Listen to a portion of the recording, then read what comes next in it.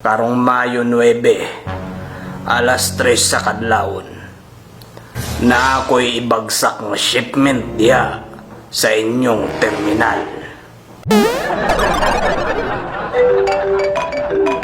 Uy, nanawag si boss. Parta na sad ni. Hello, boss. Hello. Hapit na po ng eleksyon.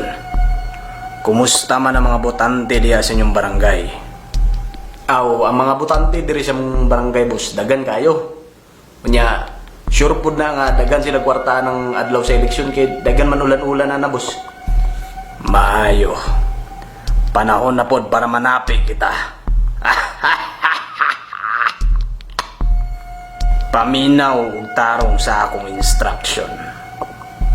Karong Mayo 9, alas 3 sa kadlawon, na ako'y ibagsak ng shipment diya sa inyong terminal.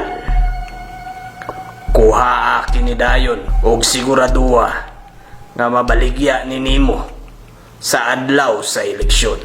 Ang street value ani maura gyapon. Balising ko gyapon ang plastar. Nasabtan ba ko nimo?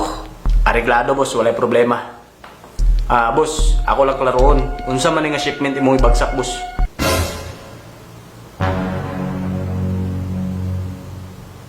Sinanlag nga mani.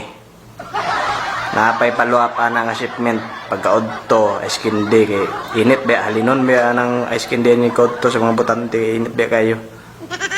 Sige.